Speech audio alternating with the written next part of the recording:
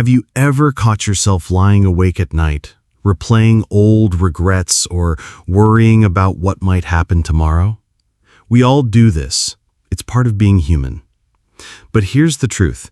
The secret to health, not just for the body, but for the mind and spirit, doesn't come from obsessing over the past or fearing the future. It comes from learning to live fully in the present moment. Think about it. How many times have you missed the beauty of today because you were too busy dwelling on yesterday or anxious about tomorrow? Life doesn't happen in the past, and it doesn't happen in the future. It unfolds right here, right now, in this breath, in this moment. That's where your peace lives. And when we strip life down to its essence, only 3 things really matter. First, how deeply did you love? Not in the grand gestures, but in the everyday moments. Did you smile at the stranger in line? Did you listen with patience when a loved one needed you? Love isn't about perfection, it's about presence. Second, how fully did you live? Did you take chances, or did you let fear hold you back? Did you taste life, or just pass through it on autopilot? Imagine standing at the end of your days, looking back. Would you be proud that you said yes to life, even when it scared you? Or would you regret the moments you let slip away? And third, how gracefully did you let go? Letting go doesn't mean giving up. It means releasing what no longer serves you. Old grudges, toxic habits, heavy expectations. Think of it like carrying a backpack filled with stones. The longer you carry it, the heavier it gets. But the moment you set it down, you feel light again. Isn't that freedom? These 3 questions, did I love well? Did I live fully? Did I let go deeply? Are like a compass pointing us back to what matters most. They cut through the noise of modern life, the endless distractions, the pressure to do more, have more, be more. And here's something we often forget. Words, no matter how beautiful or wise, mean nothing if they aren't lived. You can read 1,000 quotes, share 100 inspirational posts, but if you don't practice them, if you don't embody them, they remain just words on a page. So the real invitation today is simple. Can you pause? Can you breathe into this moment and ask yourself, how can I live, love, and let go right now? Because life is short, and none of us know how many days we have left. But every single day, we do have a choice to show up fully, to love openly, and to release what weighs us down. That choice is the true secret to health, to peace, and to freedom. Part 1. Thoughts and the Mind. Have you ever noticed how powerful a single thought can be? One thought can lift you up, give you courage, and change the course of your day. And just as easily, another thought can weigh you down, fill you with fear, or trap you in anger. The Buddha once said, "All that we are is the result of what we have thought." That's not just poetry. It's the reality of how the mind shapes our lives. Think about it. If you plant a seed of bitterness, what grows? More bitterness. If you plant a seed of kindness, what blossoms? More kindness. Our thoughts are like seeds scattered across the garden of our mind, and sooner or later they bear fruit. If we speak or act with negative thoughts, suffering follows us like the wheel follows the ox that pulls the cart. But if we act with thoughts of compassion and goodness, happiness follows us like a shadow that never leaves. It's easy to blame circumstances, other people, or even fate when life feels heavy. But true peace doesn't come from fixing everything out there. It comes from the state of our own mind. Peace is born within us, not handed down from the outside world. You could be standing in the middle of chaos, and yet if your mind is steady, you can still feel calm. On the other hand, you could have all the comfort in the world, but if your mind is restless, you will never feel at ease. So the real question is, where do we place our energy? Do we spend our days wrestling with the storms of negativity, or do we cultivate the inner garden of clarity and peace? No one else can make this choice for us. The Buddha reminded us, no one saves us but ourselves. No one can, and no one may. We ourselves must walk the path. And that truth can feel both daunting and liberating. Daunting because it means there's no shortcut, no savior waiting to carry us across life's challenges without effort. But liberating because it means the power has always been within us. We are not helpless. Every moment is a chance to steer our thoughts in a new direction, to choose love over fear, gratitude over resentment, peace over turmoil. Maybe ask yourself, when was the last time a single negative thought ruined your whole day? A single worry that kept replaying in your head until everything else felt gray. And then think of a moment when a positive thought, maybe a memory, a kind word, or a sudden insight, completely shifted your mood. That's the power of the mind. It can be your prison, or it can be your greatest source of freedom. So how do we begin? Start small. Notice your thoughts without judgment. When anger arises, don't feed it.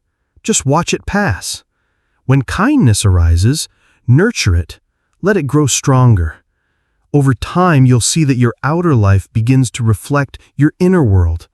Because the truth is, our reality is shaped less by what happens to us and more by how we respond to it. And here's the beautiful part. You don't need to wait for some perfect moment to begin. You can start right now, in this very breath.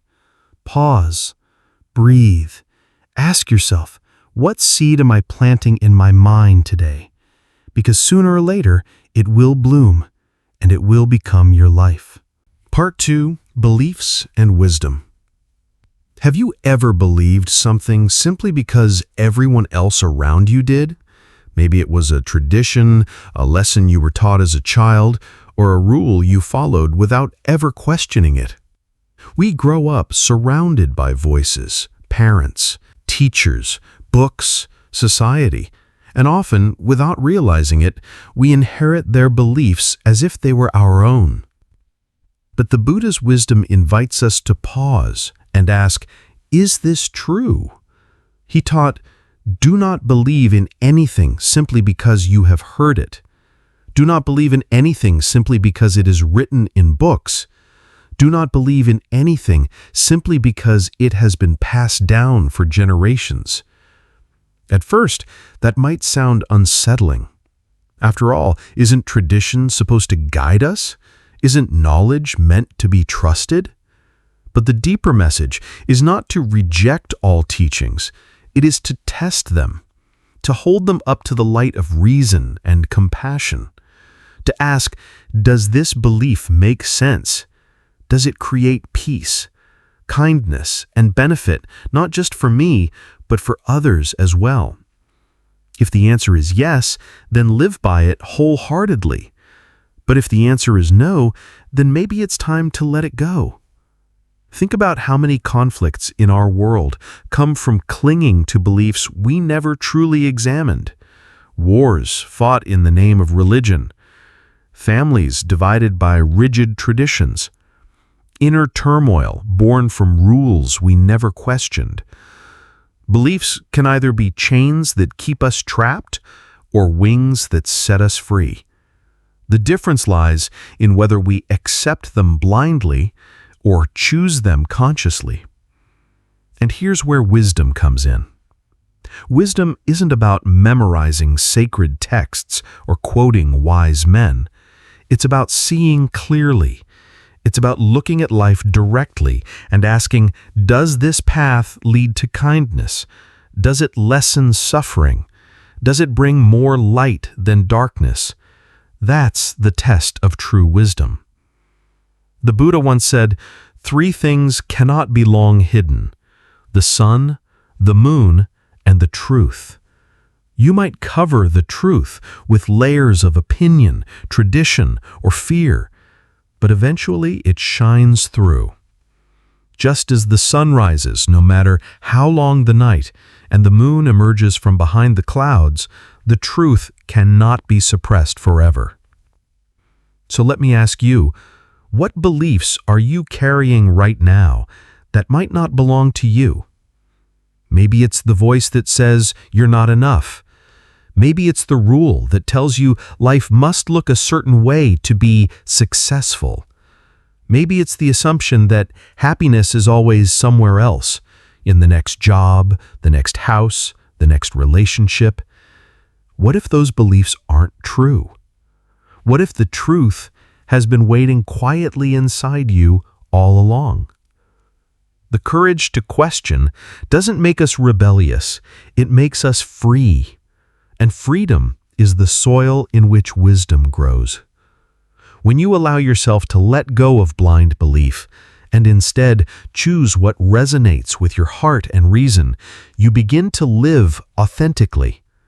You begin to trust not just in teachings, but in your own direct experience of life. And that is when wisdom becomes real. Not a concept, not a borrowed idea, but a living light within you.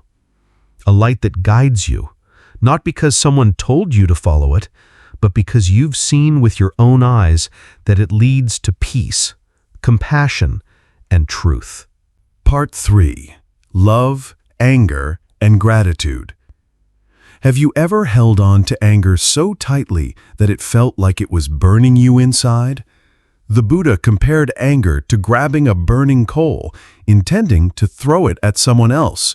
But in the end, who gets burned first? It's us.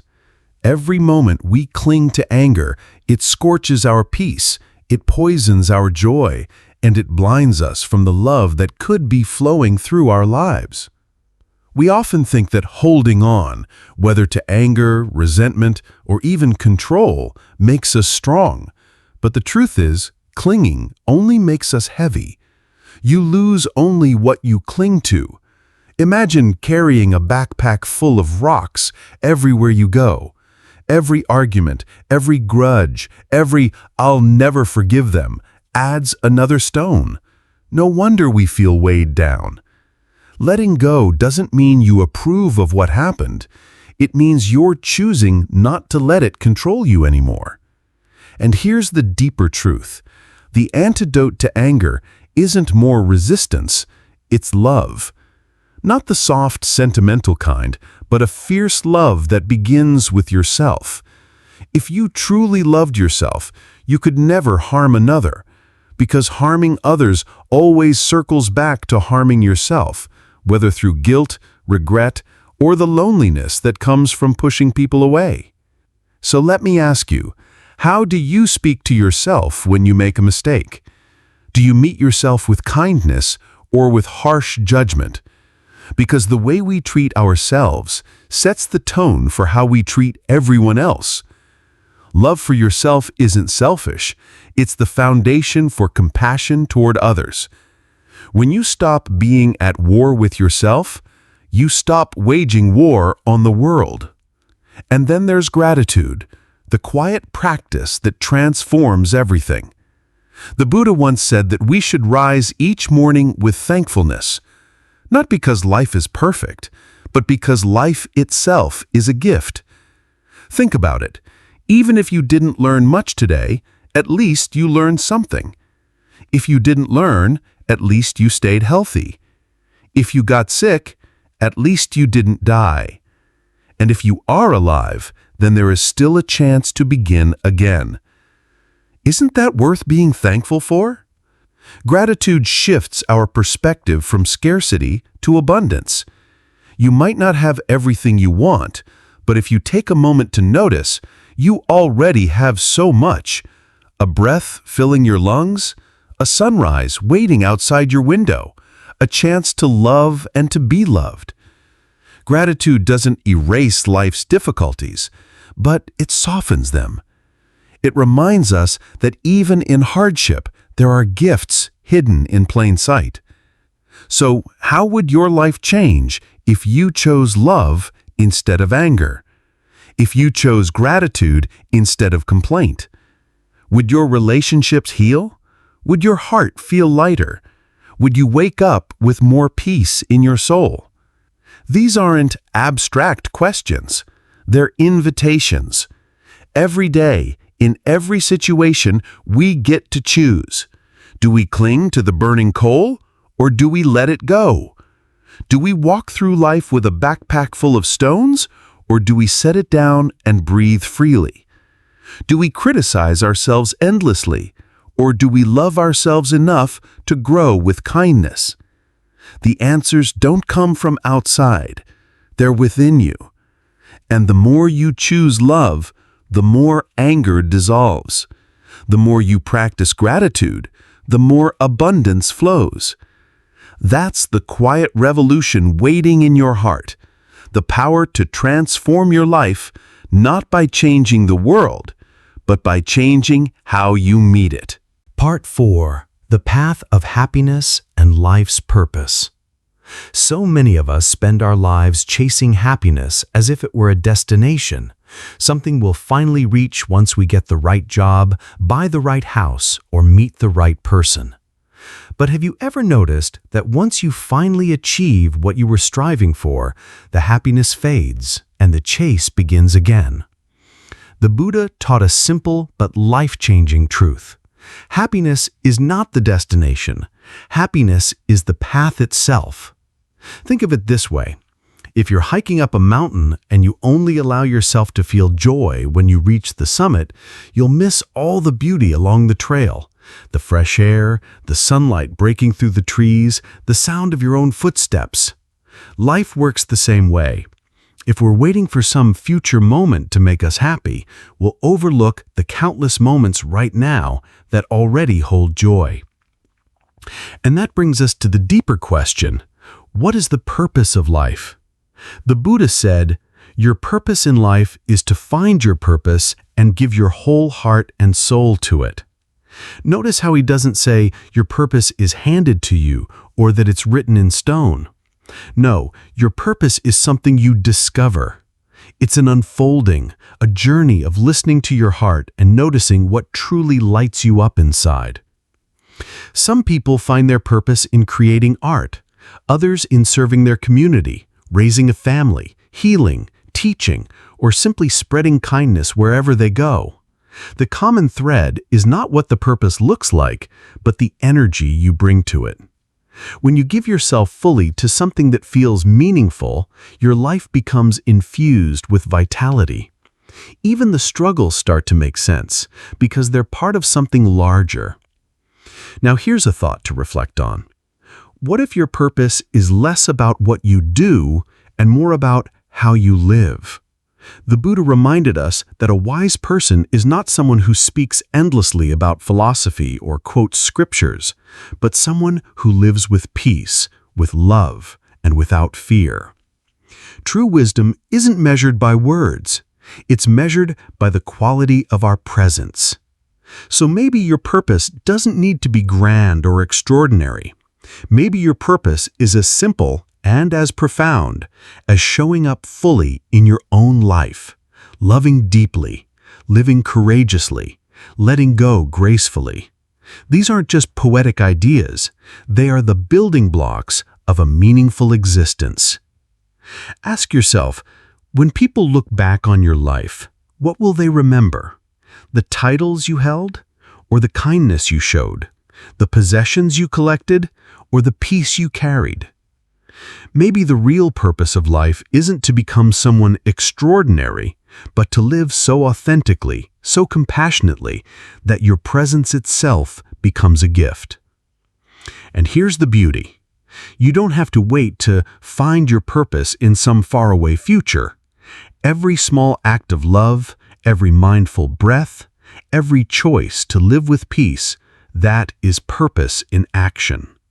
Purpose isn't hiding from you, it's unfolding in every step you take. So the question isn't, where is happiness, or what is my purpose?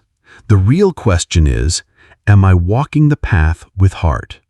Am I living today with the kind of love, peace, and courage that makes tomorrow worth remembering? Because in the end, happiness is not something you arrive at, it's the way you walk. And purpose is not something you wait for, it's something you live, right here, right now. Part 5. Compassion and Self-Mastery. When most of us hear the word compassion, we think of caring for others, being kind, forgiving, and gentle. And that's true. But here's something we often forget. Real compassion must also include ourselves. Without it, our kindness becomes incomplete. Think about it. How often do you show patience to a friend, but turn around and speak harshly to yourself? How often do you forgive others, but replay your own mistakes over and over, punishing yourself in silence? True compassion begins when you treat yourself with the same care you would give to someone you love. Imagine if you could be your own ally instead of your harshest critic. How much lighter would life feel? And from that foundation of self-compassion comes the greatest victory of all. Not defeating others, not proving yourself right, not climbing over someone else to get ahead. The Buddha said the greatest conquest is conquering yourself. Why? Because the real battles we fight are not out there, they're inside us. The battle against anger, against fear, against greed, against the endless voice of doubt. Think of a person who wins every argument but can't control their temper. Are they truly strong? Or the one who accumulates wealth but is enslaved by greed. Are they free? Victory over others may bring a moment of pride, but victory over yourself brings lasting peace. Self-mastery means being able to stand firm in love when anger tries to take over, to remain calm when fear rises, to stay generous when greed whispers. That's true strength. But here's a caution we often overlook. Not everyone who walks beside you is a true friend. The Buddha warned that an insincere or harmful friend is more dangerous than a wild beast. A beast may harm your body, but a false friend wounds your mind, planting seeds of doubt, envy, or bitterness. So choose carefully the people you let into your inner circle. Surround yourself with those who lift you higher, not those who drain your spirit. And ultimately, purity and impurity are not dictated by others. They're not stamped on us by society, tradition, or even circumstance. They are shaped within. Purity or corruption depends on how we think, speak, and act. This means we hold more power than we realize. Even if the world around you is filled with negativity, you can still choose integrity. Even if others betray, lie, or hate, you can still live with honesty, love, and compassion. Let me ask you this. What would your life look like if you became your own best friend? If instead of fighting yourself, you stood by yourself with kindness? What if your greatest competition wasn't with other people, but with your own yesterday? Becoming a little wiser, a little calmer, a little freer each day. This is the heart of compassion and self-mastery. It's not about being perfect. It's about walking the path with awareness, choosing love even when anger tempts you, choosing forgiveness even when hurt lingers, choosing truth even when lies are easier. The Buddha's wisdom reminds us, conquer yourself, and you'll never be conquered. Love yourself, and compassion will naturally flow to others. Guard your circle, and your spirit will remain whole. And remember, purity, peace, and freedom begin not with what others give you, but what you cultivate inside. Part 6. Impermanence and Letting Go. If there's one truth about life that we can't escape, it's this: nothing lasts forever. The Buddha put it simply, there is nothing permanent except change. And yet, how often do we live as if everything will stay the same? We cling to youth as if our bodies won't age. We hold on to relationships as if they'll never shift. We grasp at success as if it will guarantee happiness forever. But the reality is, life is always moving. Seasons change, people change, and so do we. This truth of impermanence can feel frightening at first. Nobody likes to imagine losing what they love. But impermanence isn't just about endings, it's also about beginnings. Without change, a seed could never become a flower. Without change, night would never give way to morning. What feels like loss on one side is often the doorway to new life on the other. The Buddha also reminded us, the past is already gone, the future has not yet arrived, and there is only one place where life truly exists, the present moment. Think about how much time we spend trapped in memories or anxieties. We replay old wounds, telling ourselves stories that no longer serve us. Or we live in the what-ifs of tomorrow, waiting for the perfect time to begin living. Meanwhile, today slips away unnoticed. But the present moment is all we ever truly have. It is the only space where peace, love, and joy can be found. And here's another timeless truth. Hatred never ends by more hatred. It only ends by love. We see it everywhere, in our families, our communities, even across nations. Anger only breeds more anger. Revenge only multiplies pain. But love disarms, heals, and transforms. It's not weakness. It's the deepest strength. Because to meet hate with hate is easy. To meet hate with love, that's the work of courage. So how do we live this wisdom? We learn to let go. The Buddha compared it to a snake shedding its skin. Just as the snake releases what no longer fits, we too must release what no longer belongs to us. Old grudges, outdated identities, painful attachments. Carrying them is like dragging chains behind us, exhausting and unnecessary. When we let go, we don't lose ourselves. We uncover a lighter, freer version of ourselves. Maybe ask yourself, what are you still holding on to that's keeping you from moving forward? Is it a resentment that still burns inside? A dream of the past you wish you could return to? Or a fear about the future that stops you from living today? Imagine how it would feel to set it down, to breathe without that weight pressing on your chest. This is not about pretending life doesn't hurt. It's about realizing that pain is a visitor, not a permanent resident. Everything, even suffering, must eventually pass. And in that passing, there is space for something new, healing, growth, even joy. Impermanence, when embraced, becomes a gift. It teaches us to cherish what we have while we have it, to live more fully in each breath, and to let go when it's time. And letting go doesn't mean forgetting, it means accepting. It means trusting that life is a river, always flowing, always carrying us forward. So, perhaps the greatest act of wisdom is to stop clinging to what is slipping away, and instead open our hearts to what is here now. Because everything must pass, but love, compassion, and presence, those are the things that make every passing moment meaningful. Part 7. Love, Compassion, and Community. If you stop for a moment and look at the world around you, what do you think truly has the power to heal it? Is it wealth? Is it technology? Is it power?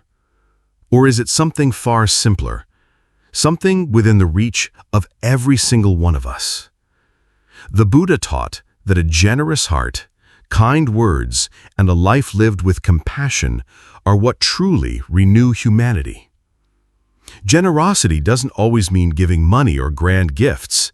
Sometimes it's as simple as giving your time, your patience, or your attention. A kind word can brighten a day that felt unbearable. A gentle act of compassion can shift someone's life more deeply than we may ever realize.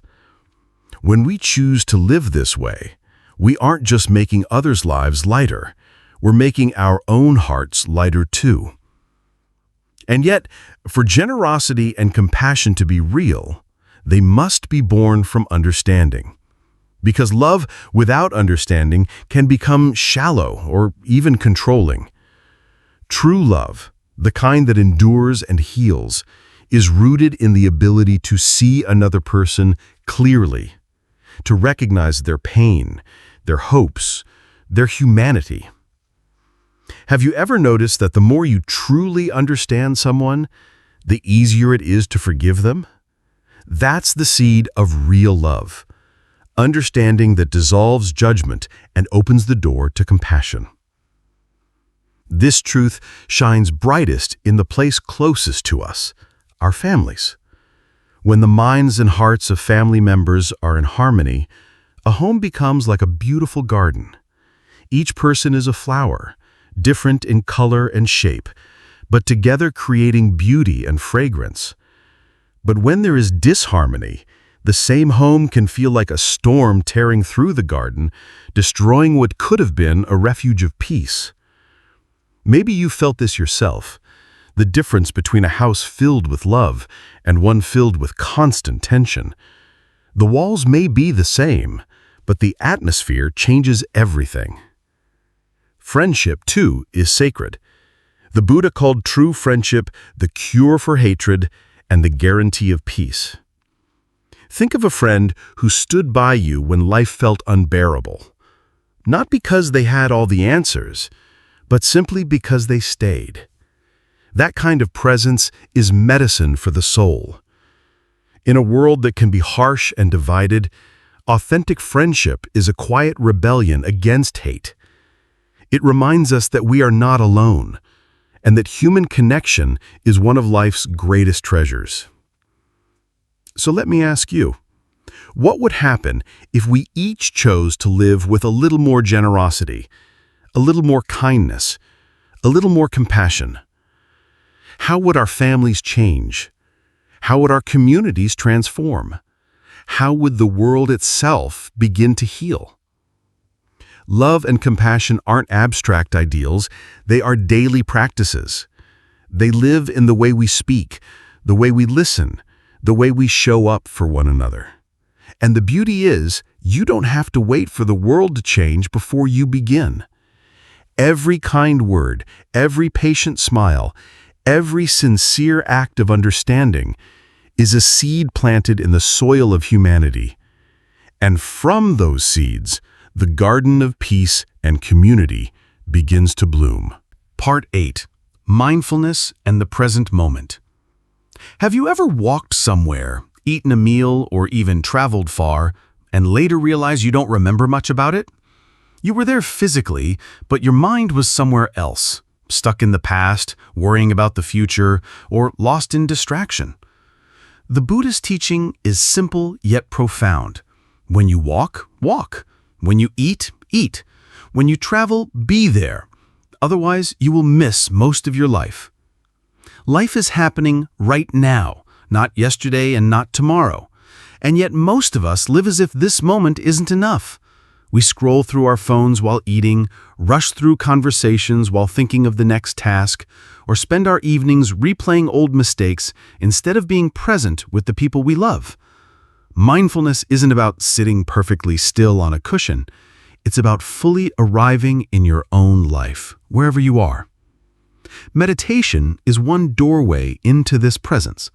When we sit quietly, breathe deeply, and notice our thoughts without judgment, something changes. The noise of the world begins to soften, our inner chaos settles, and in that stillness, clarity appears.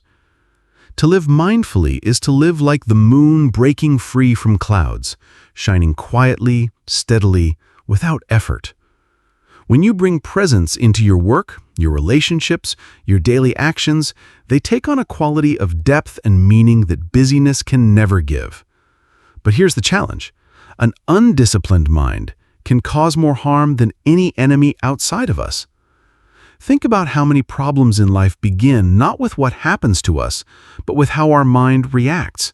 Fear magnifies small worries into big ones. Anger twists words into weapons. Restlessness makes us miss opportunities standing right in front of us. An untrained mind becomes like a wild horse, dragging us in every direction. But a mindful mind, a disciplined mind, becomes our greatest ally, carrying us with strength and grace. And here's the beautiful part. It doesn't take hours of practice to experience mindfulness. Even one mindful breath can change the quality of your day. One moment of awareness can shift an entire conversation, prevent a conflict, or open a door to peace. Imagine starting your morning not with rushing or scrolling, but by pausing, breathing, and asking yourself, what really matters today? That single act of awareness can redirect the energy of your whole day.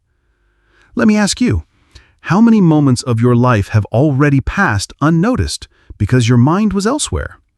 And how many more are you willing to lose? The truth is, life is made of moments, strung together like pearls on a thread. If we miss the moments, we miss the life. So the invitation is simple but powerful. Slow down. Be where you are. When you eat, taste the food. When you walk, feel the ground beneath your feet. When you speak with someone you love, give them your full attention. These small acts of presence are not small at all. They are the foundation of a life well lived. Because in the end, mindfulness is not just a practice. It is the art of coming home, to yourself, to this moment, to the only place where life truly happens. And one mindful moment, lived deeply, can change not only your day, but your entire life. Part 9. Morality and the nature of good and evil. When we talk about good and evil, it's easy to imagine them as forces outside of us, something out there in the world. But the Buddha's wisdom points us in a different direction. He reminds us that the true roots of evil are not distant. They grow within us. They are greed, anger, and ignorance. Think about it. Greed is that insatiable hunger that says more will finally make me happy. But no matter how much we consume, it never feels like enough. Anger is the fire that burns not just others, but ourselves, destroying peace from the inside out. And ignorance, turning away from truth, refusing to see clearly, allows both greed and anger to thrive. These three poisons are the soil from which all harmful actions grow. And those actions often appear in everyday life, harsh words that cut deeper than we realize, lies told to protect our pride, envy that slowly corrodes relationships, or hatred that hardens the heart. We don't need to look far to see how these habits cause suffering. They destroy trust, divide communities, and leave us feeling empty inside. But here's the hope. Just as evil has its roots, so does goodness. And the way to conquer evil is not by fighting it with more negativity, but by cultivating its opposite. The Buddha taught, conquer the miser with generosity, conquer the liar with truth, conquer the angry with kindness. It sounds simple, but think of how revolutionary that is. When someone is stingy, our instinct might be to respond with resentment. But what if we answered with giving? When someone lies, we might be tempted to lie back. But what if we responded with honesty so consistent, it dissolves deception? And when someone lashes out in anger, we often meet fire with fire. But what if we cooled the flames with patience and compassion? This isn't weakness, it's strength of the highest order. Anyone can mirror negativity. It takes true power to transform it. And when we practice this transformation, we don't just change the other person, we change ourselves. We become less reactive, less controlled by our lower impulses, and more aligned with the kind of person we want to be. Take a moment to reflect. How do you usually respond when someone hurts you? Do you automatically strike back, or do you pause and choose a different path? It's not easy. None of us get it perfect, but every small choice to respond with integrity instead of impulse is a victory for goodness. And here's the truth. Morality is not about judgment or punishment. It's not about labeling ourselves as good or bad. It's about understanding cause and effect. Greed, anger, and ignorance bring suffering. Generosity, kindness, and truth bring peace. Life is constantly inviting us to choose, moment by moment, what seeds we want to plant. So, perhaps the question isn't, is there evil in the world? Of course there is. The real question is, what will I do with the small corner of the world I can influence? My thoughts, my words, my actions. Because when we conquer greed with generosity, lies with truth, and anger with kindness, we not only overcome evil, we reveal the goodness that was always possible within us. And that is the path toward a life of integrity, peace, and freedom. Part 10. Truth, Wisdom, and Liberation. When people search for meaning, they often look upward, toward the heavens, the stars, or some distant place where they hope answers will appear. But the Buddhist teaching is clear. The way is not in the sky. The way is in the heart. Think about that for a moment. We spend so much energy chasing guidance from outside sources, teachers, traditions, books, even social media influencers. And while wisdom can be found everywhere, the truest answers often rise quietly from within. This is why the Buddha urged us, be a lamp for yourself. In other words, don't wait for someone else to light the way. Learn to trust your own inner light, to listen deeply to the truth already alive in your heart. And when we look honestly at what sustains a meaningful life, it's not complicated. Health, contentment, and loyalty, 3 treasures more valuable than gold. Health is the greatest gift because without it, everything else becomes harder to enjoy. Contentment is the greatest wealth because no amount of money can satisfy a restless heart. And loyalty, or faithfulness, is the greatest relationship because trust is the foundation on which love truly grows. These aren't abstract ideas. They are reminders of what really matters in the everyday choices we make. But living wisely also requires awareness of our words.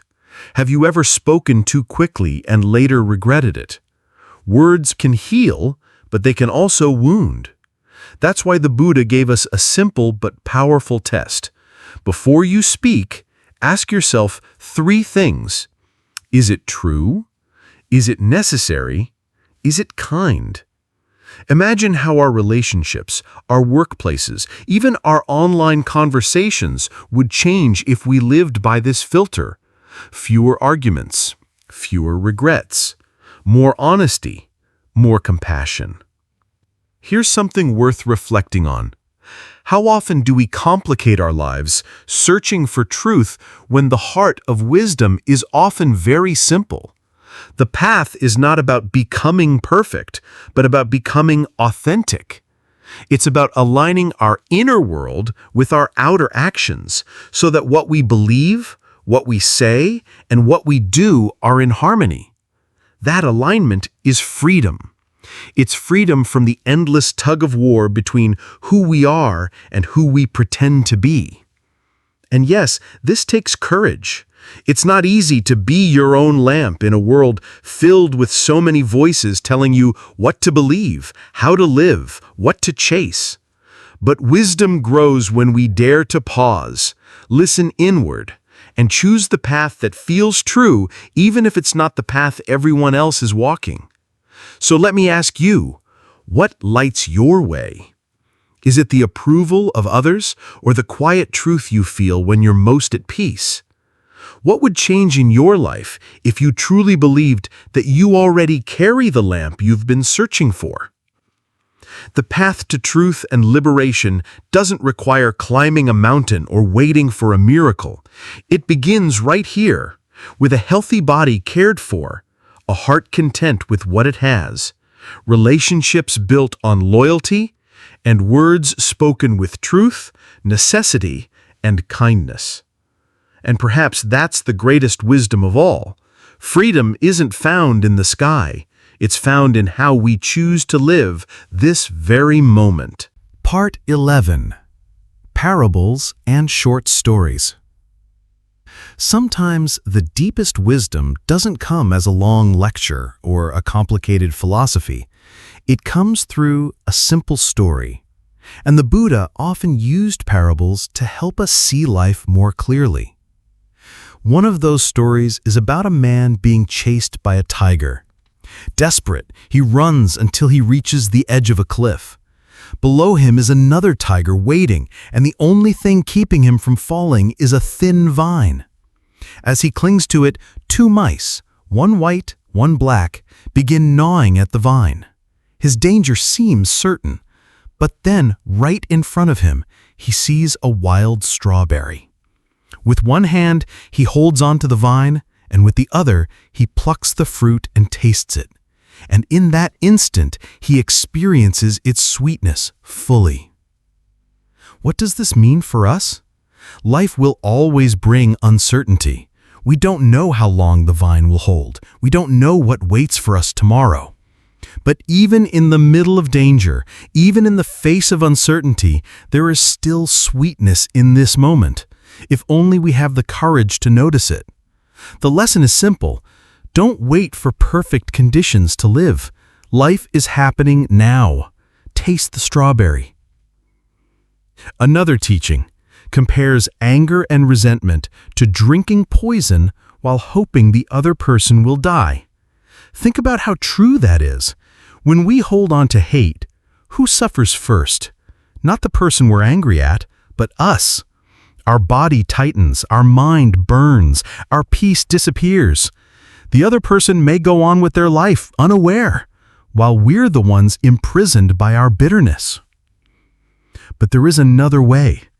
The Buddha said, when someone plants thorns in your path, transform them into flowers through silence.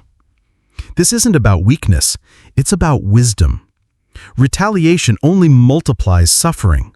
But if we can hold still, respond with patience, or simply refuse to feed the cycle of negativity, something beautiful happens.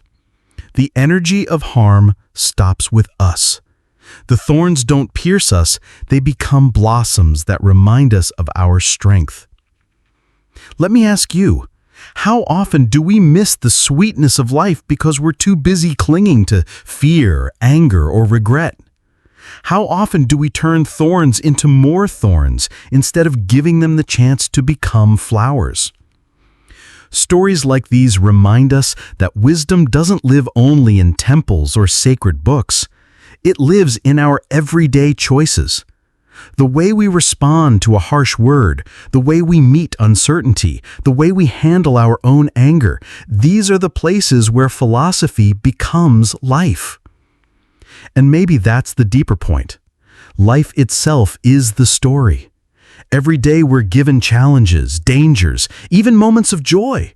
We can spend our time waiting for a different ending, or we can live fully in the chapter we're in.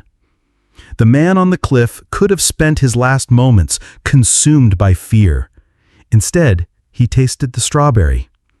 You and I can do the same. So here's the invitation. When life places a thorn in your hand, ask yourself, can I turn this into a flower? When uncertainty pulls at your vine, ask, what sweetness can I still savor right now? And when anger rises like poison, ask, do I really want to drink this? Or do I want to set myself free? Because in the end, it's not just the story we're told, it's the story we choose to live. Conclusion. What truly matters. When you look back at your life, what will matter most? It won't be the trophies on your shelf, the money in your bank account, or the titles people once called you. The Buddha reminded us that only 3 things truly matter. First, how deeply did you love? Did you open your heart fully, even when it was risky, even when it made you vulnerable? Did you show kindness to those who needed it most, not just to those who loved you back? Love isn't measured in grand gestures. It's measured in the quiet moments when you chose compassion over indifference, forgiveness over resentment. Second, how gently did you live? The world doesn't need more harshness, more judgment, more hurry. It needs gentleness. People who can move through life with patience, with grace, with the ability to bring peace instead of adding to the noise. Gentleness doesn't mean weakness. It means strength refined by wisdom. Imagine how different our families, our communities, even our world would be if more of us chose gentleness every single day. And third, how gracefully did you let go? Letting go is one of the hardest lessons we face. We cling to the past, to old grudges, to identities that no longer serve us. But life is always teaching us to release. Like autumn leaves falling from the trees, we too must learn to shed what no longer belongs so that new life can grow. Letting go isn't loss, it's freedom. It's the art of trusting that what is meant for you will stay and what isn't will pass. When you bring these 3 questions together, did I love? Did I live gently? Did I let go? You discover that they are not just ideals, but a compass, a way to guide every choice, every conversation, every day. And here's the beautiful truth. It doesn't take a lifetime to change a life. Sometimes one single moment is enough. One act of love can heal a broken heart. One choice to be gentle can stop an argument before it begins. One decision to let go can free you from years of suffering.